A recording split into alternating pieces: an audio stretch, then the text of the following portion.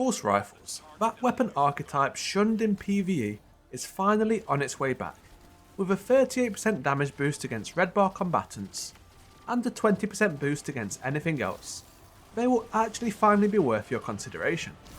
But there's been quite a lot of these added over the years, so which will be the best to take with you into the final shape? I've condensed all legendary pulse rifles into a top 5. These include at number 1 the Blast Furnace. This is the most recent legendary pulse rifle added to the game, and it has all the benefits of a modern weapon. The perk pool is incredibly stacked, and I even have a whole breakdown on it here.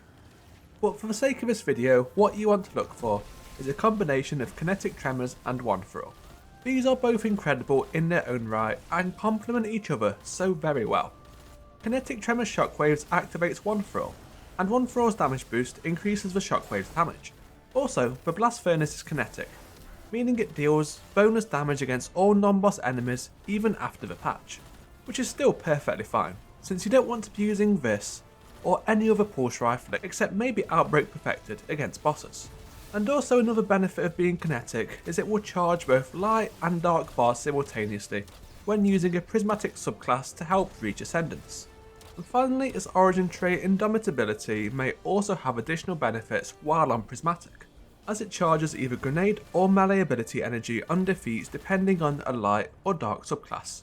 Maybe this will do both, but we will just have to wait and see. At number 2, the Adhortative. Here's a case of an extremely stacked perk pool because it was on a weak archetype.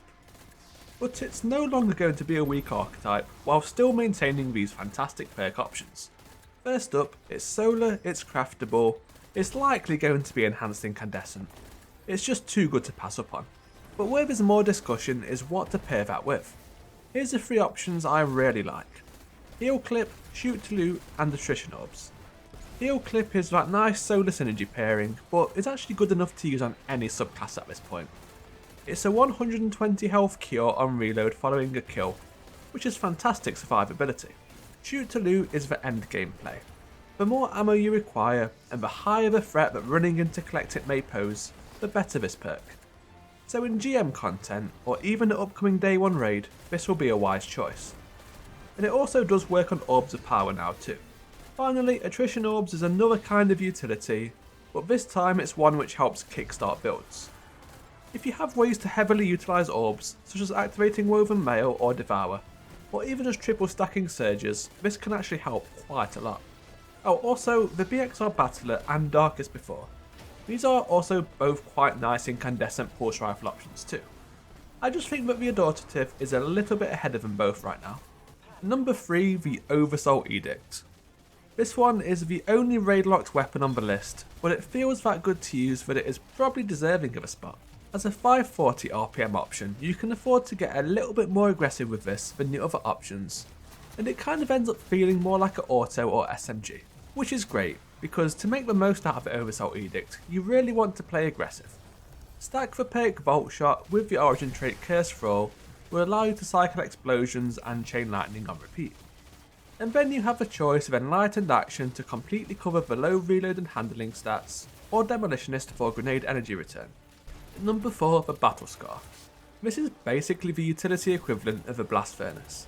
A lot of the Blast Furnace's benefits also apply here, but the big and only recommended combination here is the ability to roll both Shoot to Loot and Kinetic Tremors in different perk slots, which makes it nice for safe damage at a distance with the additional benefit of Kinetic Tremors Shockwaves also being able to collect nearby ammo and Orb of Power drops.